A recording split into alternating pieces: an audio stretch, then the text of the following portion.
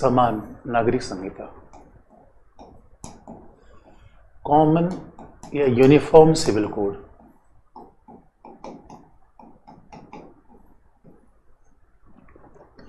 निदेशक तत्व से जुड़ा हुआ जरा आखिरी विवाद देखें, समान नागरिक संहिता, यूनिफॉर्म सिविल कोड।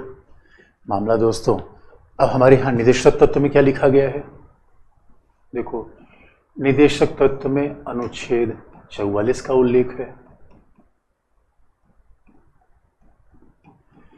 इसलिए कभी भी दोस्तों अगर आप जाओगे, कभी ताजमहल देखने जाओ तो आप कहोगे सर वहां ताजमहल में कौन सा निदेशक तत्व का अनुच्छेद लागू होगा, तो वहां होगा 49। ये ताजमहल देखने जाओ उसको गंदा मत करो,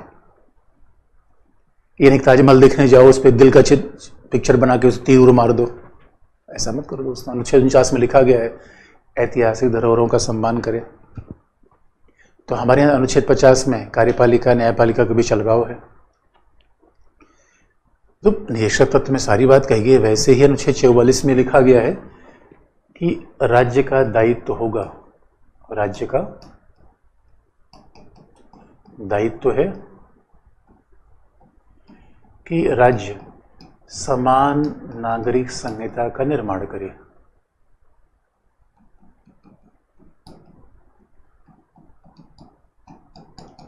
समान नागरिक संहिता का निर्माण करे। और दोस्तों अब सवाल है कि कहोगे सर ये बताओ राज्य का दायित्व है, तो मोदी जी का दायित्व है, दीदी का दायित्व है?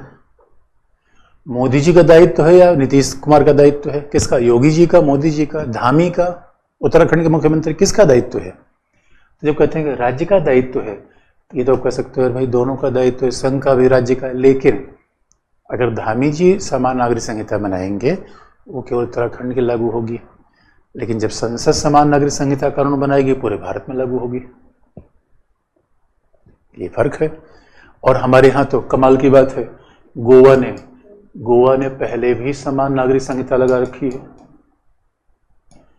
गोवा में तो हमारे यहाँ समान नागरिक संहिता विद्यमान है। तो आप कहोगे सर समान नागरिक संहिता है क्या? दोस्तों है ये कि देखो एक हमारे यहाँ है आपराधिक विधियां, यानी जो समाज के खिलाफ अपराध होता है, हत्या, मर्डर, डकैती। देखो हमारे यहाँ विधि बनाई गई है समाज के नियंत्रण के लिए। अब समाज के नियंत्रण का लॉ है, अब विधि बनाई गई है, तो आप जानते हो कि दो तरीके के अपराध होते हैं, एक दो तरीके के कानून होते हैं। एक है आपराधिक, एक आपराधिक कानून है, और एक सिविल कानून है। संपत्ति का झगड़ा सिविल कानून है, सिविल यानी दीवानी। और दीवानी मामलों में भी कई चीजें ऐसी हैं जो बिल्कुल निजी हैं। अच्छा, दीवानी मामलों में कई संपत्ति का कई मामला है कि कॉन्ट्रैक्ट हमने कंपनी बना ली किसी के साथ मिलकर, उसके लिए कानून एक जैसा है। तो दोस्तों देखोगे आपराधिक मामले का मतलब है हत्या, डकैती, इसमें अटेम्प्ट टू मर्डर, ये जितने आपराधिक विधियां हमारे यहाँ हैं, आपराधिक विधियां सभी पर समान रूप में लागू होती हैं। सभी पर समान रूप में लागू होती हैं। अब सभी पर का मतलब है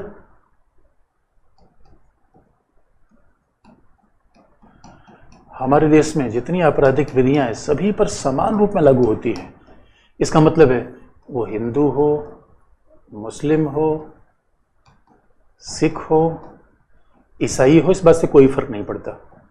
यानी धर्म के हिसाब से विधियां नहीं चलती। तो हमारे यहाँ जितनी आपराधिक क्षेत्र में विधियां हैं उस सब पे समान रूप में लागू होती है। आपराधिक मामले में तो आप इसका मतलब है कि समान नागरिक संहिता जो बनाने की बात चल रही है वो यहाँ तो बिल्कुल नहीं है, तो यहाँ तो पहले से कानून एक जैसा है। इसलिए मोटर वाहन अधिनियम सब पे एक जैसा होता है। अब किसी ने एक अपने वाहन से किसी कुचल दिया तो ये नहीं देखा जाएगा भाई धर्म क्या है। किसी ने साइबर हैकिंग की, ये थोड़ी देखा जाएगा धर्म क्या है, ये आपराधिक विधियां हैं, यहां धर्म नहीं देखा जाएगा। सबके लिए विधि समान होनी चाहिए, अनुच्छेद 14 में लिखा भी गया है। और दूसरी विधियां हैं जो दीवानी मामले में है, सिविल मामले में। अच्छा, दीवानी मामले में दोस्तों जो दीवानी मामले में विधियां हैं, सिविल मामले में जो विधियां हैं उसमें भी दो प्रकार की हैं। एक है जो सार्वजनिक जीवन के लिए है, सिविल का मतलब है जहां संपत्ति का विवाद हो, जहां पैसे का लेन देन हो। तो जो दीवानी या सिविल मामला है उसमें एक है जो कि सार्वजनिक है और दूसरा है जो निजी है। अब दोस्तों सार्वजनिक क्या है? समझौता, कॉन्ट्रैक्ट का कोई लॉ, समझौता। हमारे यहाँ अरे समझौते का कानून है। अब दो पार्टनर कोई कंपनी चला रहे हैं तो बाकायदा ये सिविल लॉ है, समझौते से लागू होगा और ये समझौता सभी पार्टनर पर समान रूप में लागू होगा। यानी जो कॉन्ट्रैक्ट लॉ है, जो समझौते कानून है, वो सभी धर्मावलंबियों के लिए एक जैसा होगा। इसमें हिंदू हो, मुस्लिम हो, सिख हो, इससे कोई फर्क नहीं पड़ता, ईसाई हो। लेकिन जो सिविल मामले में जो कुछ अपवाद कहाँ पर आता है, जो निजी कानून, निजी का मतलब है, देखिए दोस्तों, अब मैं किससे शादी कर रहा हूं, इसका समाज से कोई मतलब नहीं होता। मैं शादी किसको, अपनी संपत्ति किसको दूं, उत्तराधिकार, तलाक कैसे दूं, भाई ये हमारा पत्नी के बीच का मामला है और उसमें पड़ोसी का आने की क्या जरूरत है। कुछ ऐसी सिविल विधियां हैं जो व्यक्ति के निजी जीवन संबंधित हैं और निजी जीवन संबंधित क्या है? विवाह, तलाक, उत्तराधिकार। उत्तराधिकार का मतलब मैं अपनी संपत्ति किसको देखना चाहता हूं, किसको देना चाहता हूं, किसको संपत्ति देना चाहता हूं। विवाह, तलाक, उत्तराधिकार, ये तो हमारे पर्सनल कानून है और संयोग से भारत में इन मामलों पर सब विधियां सभी के लिए समान नहीं है। इसलिए जब हम समान नागरिक संहिता के निर्माण की बात कर रहे हैं तो मूलतः हम इन क्षेत्रों में सभी के लिए एक समान विधियां चाहते हैं, क्योंकि यहाँ पे हिंदुओं के लिए अलग कानून है, मुस्लिम के लिए अलग कानून है, ईसाइयों का अलग कानून है और सबके अपने पर्सनल लॉ है। और यहूदियों के, पारसी के अलग कानून है, पारसी का अलग कानून है। इसका मतलब विवाह, तलाक, उत्तराधिकार को लेकर सबके एक जैसे कानून नहीं है। यहाँ सबके कानून अपने अपने चलते हैं जो कहीं न कहीं धर्म और परंपराओं से संचालित है। और जब हम समान नागरिक संहिता की बात कर रहे हैं, इसका मतलब है इन्हीं सारे मामलों में हम एक जैसे कानून लागू करना चाहते हैं। अब इसको इस तरीके से देखिए, समान नागरिक संहिता का मतलब क्या है? पहली बात स्पष्ट हो गई। इसका मतलब है हमारे यहाँ 90% कानून तो सबके लिए जैसे हैं, 5% ऐसे कानून जो व्यक्ति के कहीं न कहीं निजी जीवन से संबंधित हैं, उसमें थोड़े कानून में अलगाव है। और हमारे 44 में यही लिखा गया है कि ऐसे कानून होंगे कि भैया जो एक जैसे कानून हो जाए। जब सब क्षेत्रों में कानून ये है यार, तो इसमें भी एक जैसा हो जाए। और इसमें क्या समस्या है, किसका विरोध है, क्यों होना चाहिए, यही तो हमारे विवाद का मुद्दा है। यही तो विवाद का मुद्दा है जो बार बार न्यूज़पेपर में आता रहता है। अब इस पे हम न्यायालय के निर्णय भी आपको बता देंगे। तो सवाल ये है, अब ये कानून एक जैसे होने चाहिए। इसका मतलब अभी क्या मामला है? तो मान लीजिए हिंदू, कोई व्यक्ति हिंदू है, विवाह करता है और पत्नी को तलाक दे दिया, तो यहाँ पे दोस्तों फिर जो हिंदू मैरिज एक्ट है, जो हिंदू, सिख, जैन, बौद्ध सभी के लागू होता है। अच्छा, हिंदू मैरिज एक्ट नाम हिंदू है, उसका हिंदू धर्म से कोई मतलब नहीं है और वो सिख के लिए, जैन के लिए, बौद्ध के लिए सभी के लागू होता है। हिंदू मैरिज एक्ट में है कि अगर आपने किसी अपनी पत्नी को तलाक दिया, पहला तो पत्नी भी तलाक दे सकती है, पति भी तलाक दे सकता है हिंदू मैरिज एक्ट में। मुस्लिम पर्सनल लॉ जो 1937 में कोडिफाई की गई, उसमें यह है कि मुस्लिम महिला पति को तलाक नहीं दे सकती, पति महिला को तलाक दे सकता है। तो महिलाएं कह रही हैं भैया ये कैसे होगा, ये भेदभाव क्यों हमारे साथ किया जा रहा है, यही से लफड़ा हो रहा है। आजकल आप एक बात याद रखो दोस्तों, जितने भी धार्मिक कानून है, क्योंकि पर्सनल लॉ, निजी कानून जिसे कहें, वैयक्तिक कानून, विशुद्ध भाषा में वैयक्तिक कानून, वैयक्तिक कानून में ये बात याद रखो दोस्तों, हमारे धर्म परंपराओं में महिलाओं के लिए समान स्थान नहीं है। और इसलिए आजकल महिलाएं बड़ा आंदोलन कर रही हैं, महिलाएं कर रही हैं ये भी सब नहीं चलेगा, धर्माधिकारियों का शासन, मौलवियों का शासन। अरे भाई विवेक है, तर्क है कि ये कौन सी बात है, पति पत्नी को तलाक दे सकता है, पत्नी क्यों नहीं दे सकती? थोड़ा लफड़ा देखिए। हिंदू मैरिज एक्ट के हिसाब से अगर किसी पत्नी को किसी ने तलाक दे दिया तो उस पत्नी को गुजारा भत्ता देना पड़ेगा, मेंटेनेंस देना पड़ेगा। अब मेंटेनेंस का मतलब है कि महीने में पैसा कुछ देना पड़ेगा पत्नी को, 10,000 20,000 जैसी उसकी इनकम होगी। लेकिन अगर मुस्लिम व्यक्ति है और किसी अपनी पत्नी को तलाक दे दिया, उसके लिए गुजारा भत्ता का प्रावधान नहीं है। इसका मतलब अब देखो मामला अलग अलग होता जा रहा है। हिंदू मैरिज एक्ट में और बाकी जगह भी लिखा गया है कि अगर कोई महिला शादी कब करेगी, भाई शादी की उम्र तो भाई 21 साल हो गई है, महिला के लिए पुरुष के लिए बराबरी का मामला। लेकिन मुस्लिम पर्सनल लॉ में है कि जब महिलाएं यौवन अवस्था में आ जाएं, अब यौवन अवस्था में आने की कोई उम्र तो है नहीं, कि जब महिलाएं यौवन अवस्था में आ जाए तब वो उनका विवाह किया जा सकता है। तो 14 साल में हो सकता है, 15 साल में हो सकता है, 16 साल में हो सकता है। तो लोग कह रहे हैं भैया ये सब एक करो, और लफड़ा तो और तब हो जाता है। अब जरा सोच के देखिए, एक हिंदू व्यक्ति एक से ज़्यादा विवाह नहीं कर सकता, हिंदू मैरिज एक्ट में लिखा हुआ है। और मुस्लिम पर्सनल लॉ में एक से ज़्यादा विवाह का प्रावधान है। कई होशियार लोग हैं, उनको लगता है कि एक से ज़्यादा विवाह करना तो इस्लाम धर्म स्वीकार कर लेते हैं। हमारे तो हरियाणा के एक मंत्री ने ऐसा काम किया था, चंद्रमोहन, रातों रात बन गया चांद मोहम्मद, क्योंकि दूसरा विवाह करना था। अब जरा सोच के देखिए इस बात पे यार, अभी तो जमाना कितना बदल गया है। अरे महिला पुरुष की प्रॉपर्टी थोड़ी है बच्चों, अरे महिला का अपना गरिमा, हमारे फंडामेंटल गरिमा में जीवन। महिला कोई वस्तु है क्या, ये पुरुष उठा ले वो पुरुष उठा ले? वस्तु को हम उठा सकते हैं, महिला का जिसका अपना गरिमा है दूसरे के लिए उसका प्रयोग कैसे कर सकते हैं? इसलिए दोस्तों यहाँ पर तो बड़ी मतभेद है। तो अब सरकार कह रही है हम यूनिफॉर्म सिविल कोड लाएंगे, और संयोग की बात है आज महिलाओं की तमाम मर्जियां न्यायालय में पड़ी हुई हैं। तमाम मुकदमे तलाक को लेकर, उत्तराधिकार को लेकर तमाम मुकदमे हैं, और महिलाओं ने ये सब मुकदमा किया है। उसके एग्जाम्पल बता दूं आपको। ऐसा नहीं कि केवल सरकार चाहती है, महिलाएं चाहती हैं। हजारों याचिकाएं आज की डेट में कोर्ट में पड़ी हुई हैं, और महिलाएं कह रही नहीं ना भाई हम ये भेदभावपूर्ण व्यवहार नहीं मानेंगे, हमें एक कानून चाहिए। और जब हम यूनिफॉर्म सिविल कोड की बात कर रहे हैं, देखिए दोस्तों विवाह की परंपराएं अलग अलग हो सकती हैं। हिंदू धर्म में 7 फेरे का प्रावधान है, निकाह में, इस्लाम में निकाह का प्रावधान है, जहाँ पत्नी से पूछा जाता है कबूल है कबूल है कबूल है, 3 बार पूछा जाता है, भाई वह नींद लग जाए तो बता दे कबूल ही है। ईसाई धर्म में है कि पति पत्नी पादरी के सामने जाते हैं, 2-2 कप उसमें शराब का होता है, दोनों एक एक सिप लेते हैं, फिर कहते हैं भाई शादी हो गई।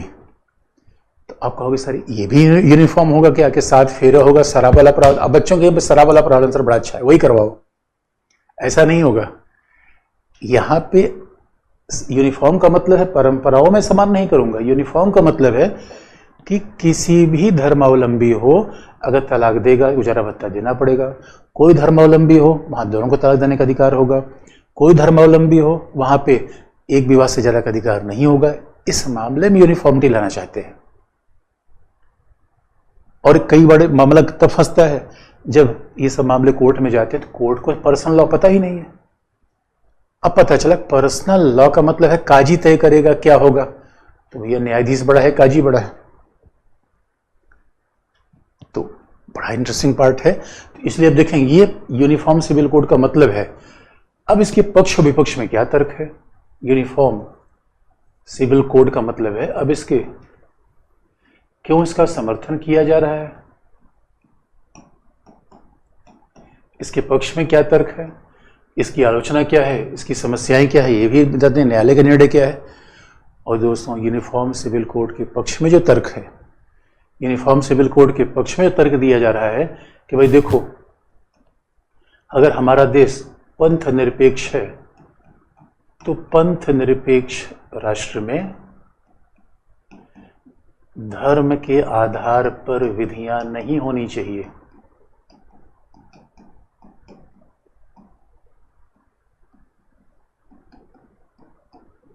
धर्म के आधार पर विधियां नहीं होनी चाहिए। अरे दोस्तों सेकुलर स्टेट तो पंथ निरपेक्ष राज्य का मतलब है सभी नागरिक राज्य के निगाह में एक समान है। तो ये कैसा मतलब है धर्म के आधार पर अलग अलग कानून बने, जब वोटिंग राइट एक जैसी है, क्रिमिनल राइट एक जैसा है। और इतना ही नहीं, क्यों होना चाहिए, क्योंकि ये महिलाओं क्यों बराबरी देगा? ये महिलाओं के उत्थान का मामला है। तो भाई हमारे संविधान में तो लिखा गया है महिलाओं के सशक्तिकरण के लिए कोई विधि बनाई जा सकती है। महिलाओं के सशक्तिकरण के लिए कोई विधि बनाई जा सकती है। और आपको याद होगा तो धार्मिक अधिकार के आधार पर धार्मिक अधिकार सामाजिक सुधारों में बाधा नहीं होनी चाहिए। अनुच्छेद 25 में यह भी लिखा गया है, धार्मिक अधिकारों के आधार पर सामाजिक सुधार नहीं रोका जाएगा।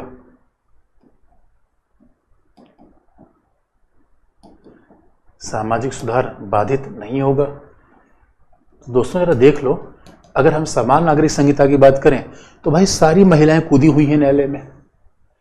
तो महिलाएं अगर न्यायालय में जा रही हैं तो कोई ना कोई मुद्दा तो है दोस्तों।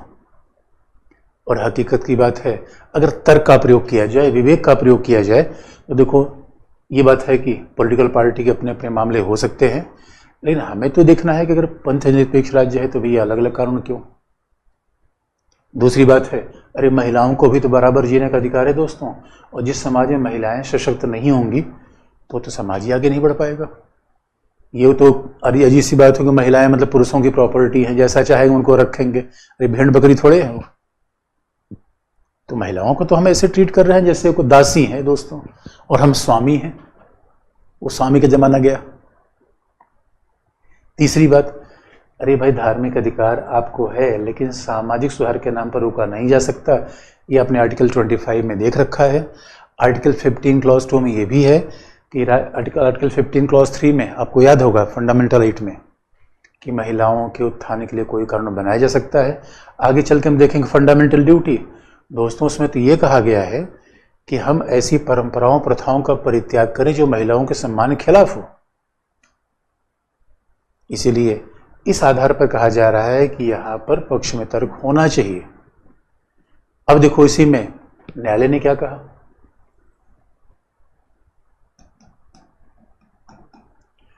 न्यायालय का निर्णय क्या है? क्योंकि देखो दोस्तों न्यायालय तो कोई पॉलिटिकल बॉडी नहीं है, कोई राजनीतिक दल की संस्था नहीं है। न्यायालय तो विधि की व्याख्या कर रही है। न्यायालय विधि की व्याख्या कर रही है। और न्यायालय ने पहला निर्णय बड़ा ऐतिहासिक दिया था शाह बानो केस, शाह बानोवाद 1985 और शायरा बानोवाद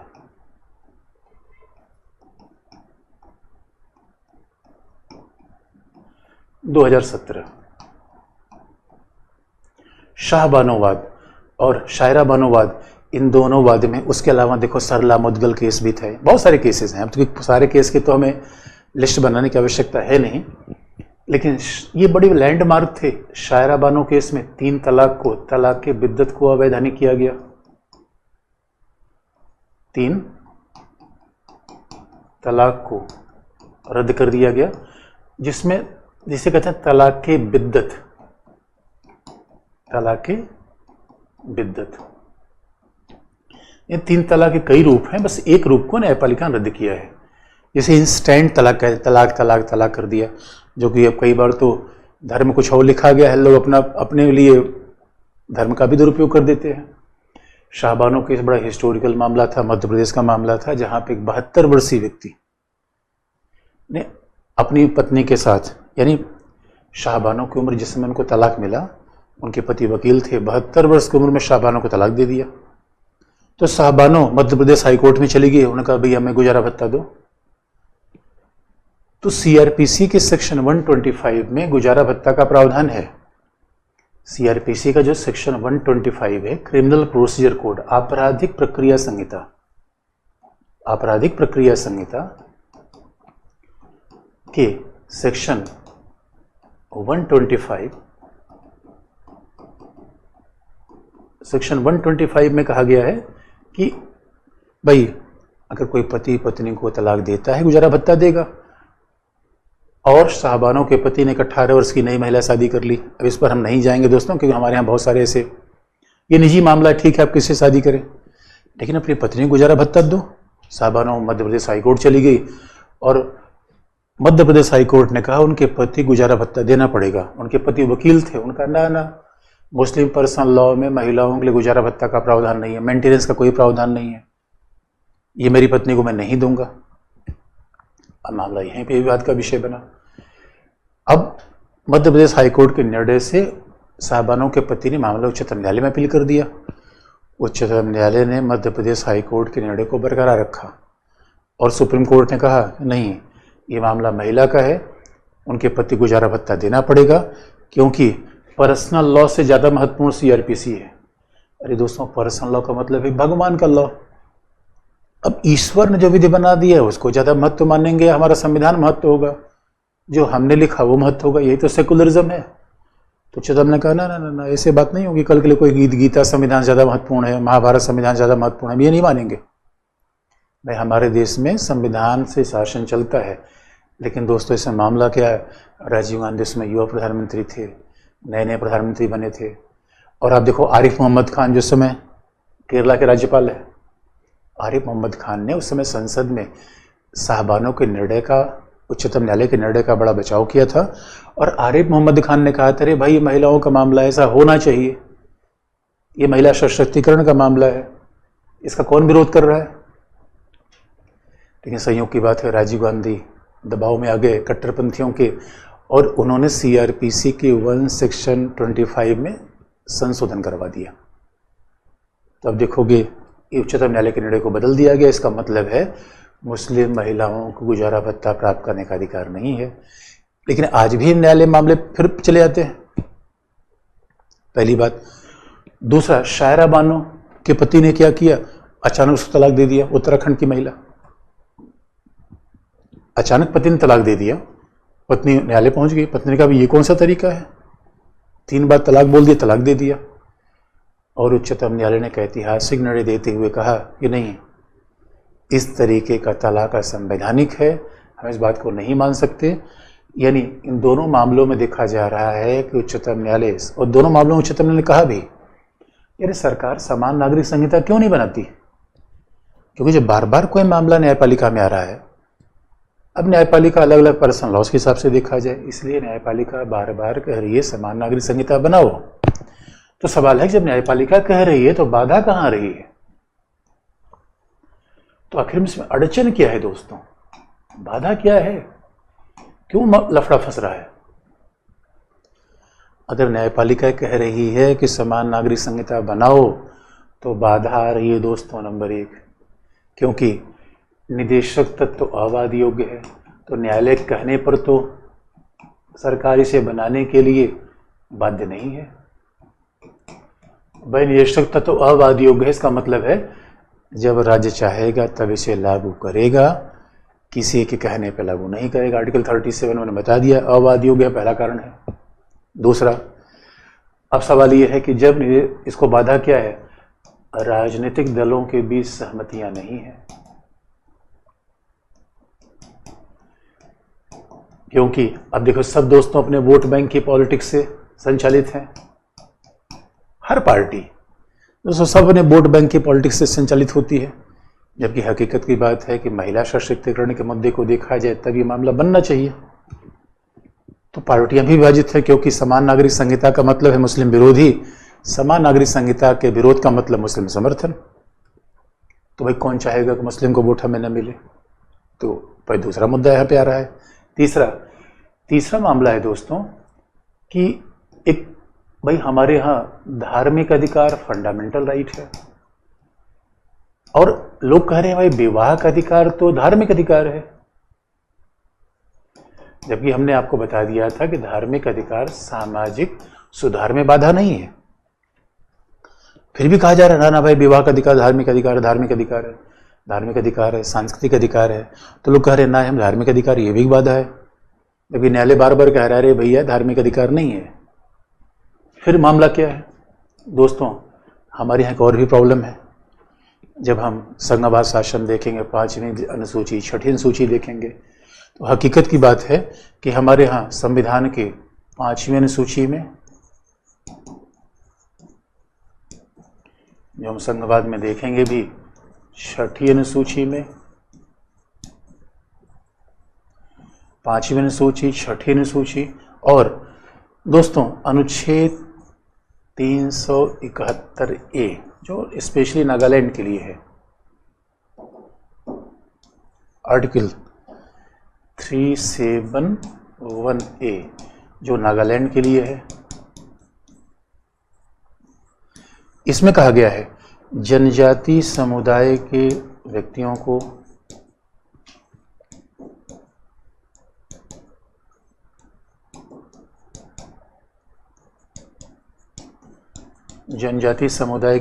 को अपने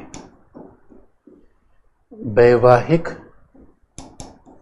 कानून, अपनी वैवाहिक परंपराएं संरक्षित करने का अधिकार होगा।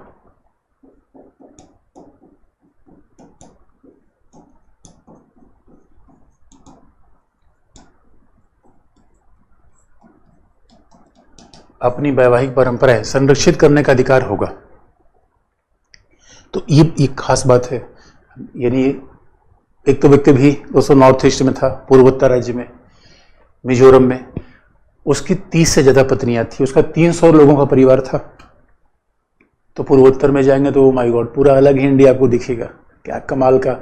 इसलिए वहां तो ऐसी जनजातीय परंपराएं अलग है।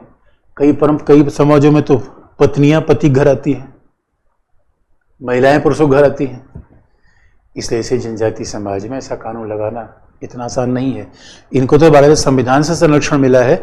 और ये भी जान के अब चौंक जाएंगे, इन क्षेत्रों में तो सीआरपीसी तक ना लागू नहीं होती। नॉर्थ ईस्ट में, पूर्वोत्तर राज्यों में जहाँ छठी अनुसूची है, वहाँ जो आपराधिक विधियां हैं ये तक लागू नहीं होती। बड़ा आप सोच के दंग रह जाएंगे। यहाँ तो इन क्षेत्रों में तो ये सब कानून अलग तरीके से होते हैं, ये भी कानून लागू नहीं होते जो पूरे हिंदुस्तान में लागू होते हैं। यानी नॉर्थ ईस्ट में आप जा रहे हैं, किसी जनजाति समूह दन ने से आपको तीर मारा, दोस्तों वहीं लुढ़क जाएंगे, कुछ होगा वो नहीं। इसलिए इतना मामला आसान नहीं है। भारत में विरोध है। और देखिए लोकतंत्र में दोस्तों विरोध का मतलब ही है भाई, लोकतंत्र में विवाद, संवाद, विरोध, यही तो डेमोक्रेसी खास बात है। लेकिन आप कहोगे सर निष्कर्ष हम क्या लिखें? तो निष्कर्ष है बच्चों कि समान नागरिक संहिता होनी चाहिए, क्योंकि उच्चतम न्यायालय अगर कोई बात कह रहा है तो पार्टी क्या करे इस बात से मतलब नहीं है। अच्छा, एक बात कई बार लोग कहते हैं बच्चों की, अरे समाज में सुधार की प्रयास करिए, शिक्षा दीजिए, जागरूकता पैदा करिए। देखिए एक बात है दोस्तों, अरे भाई अगर ऐसे ही समाज में बदलाव करना था, संविधान लिखने की क्या जरूरत थी? फिर तुम यही कहते छुआछूत जागरूकता से हटेगा, हुआ क्या? अरे छुआछूत रोकने के लिए कानून बनाया गया। फिर हम यही कह देते, अच्छा महिलाओं, अच्छा ठीक है कोई बात नहीं बहनों, चिंता मत करो, दहेज तुमसे बाद में नहीं मांगा जाए, क्योंकि हम पुरुषों को ठीक कर देंगे, पुरुष को शिक्षा दे देंगे, पुरुष में नैतिक चेतना का विकास कर देंगे, वो दहेज नहीं मांगेंगे। अरे ना भाया, कैसे होगा यार? अरे जब सब मामले में कानून बना रहे हो, तब यहाँ फिर कहोगे ना समाज को शिक्षित कर दें, परिवर्तित कर दें। तो साहबानों का वकील अशिक्षित था, शिक्षित था? इसलिए बात दोस्तों कानून होना चाहिए। अरे नैतिकता से समाज का बदलाव नहीं होता बच्चों, उसके लिए हमें कुछ सख्त कानून की आवश्यकता पड़ती है। और हिंदू मैरिज एक्ट आपको याद दिला दें, हिंदू मैरिज एक्ट जब बन रहा था तो बहुत सारे रूढ़िवादी लोगों ने उसका विरोध किया था, कहा नहीं भाई ये नहीं मानेंगे, हमारे धर्म खिलाफ है। कानून हमने बनाया, अरे सती प्रथा खत्म किया, बाल विवाह के लिए कानून बनाया, तो इसमें कानून बनाने में क्या दिक्कत है? इसे निष्कर्ष लिख दो, कानून बनना चाहिए। हाँ, लेकिन अब इस पे सामाजिक न्याय के बजाय, महिला सशक्तिकरण के बजाय वोट बैंक की पॉलिटिक्स चलती है, जो हो जाता है। दोस्तों इसी के साथ निर्दिष्ट तत्व का अध्याय समाप्त। निर्दिष्ट तत्व का अध्याय समाप्त। और एक फैक्ट आपको बता दें बच्चों, एक फैक्ट आपको बता दें कि भारतीय संविधान में कई निर्देशक तत्व ऐसे भी हैं जो भाग 4 में नहीं है, जिसमें है अनुच्छेद 350A, अनुच्छेद 335, अनुच्छेद 351। यानी कई ऐसे निर्देशक तत्व भी हैं जो भारतीय संविधान के भाग 4 में नहीं है। तो इसमें अनुच्छेद 335-85 में आपको याद होगा हमने बता रखा था कि अल्पसंख्यकों को उनकी मातृभाषा में शिक्षा दी जाएगी, मातृभाषा में प्राथमिक शिक्षा दी जाएगी।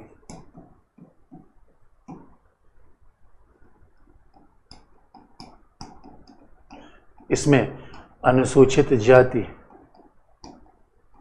जनजाति जनजातियों के उत्थान का उत्थान करते समय सरकारी सेवाओं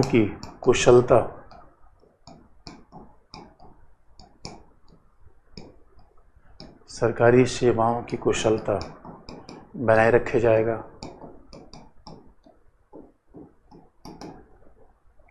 और अनुच्छेद 351 में हिंदी भाषा का प्रोत्साहन किया जाएगा। हिंदी भाषा का प्रचार प्रसार किया जाएगा। तो दोस्तों, हमारे यहाँ कुछ ऐसे निरीक्षक तत्व भी हैं जो भाग 4 में नहीं है।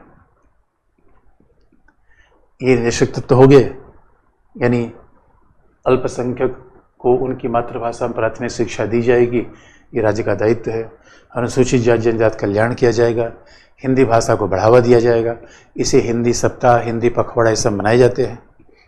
इसी के साथ दोस्तों निरीक्षक तत्व समाप्त हो गए।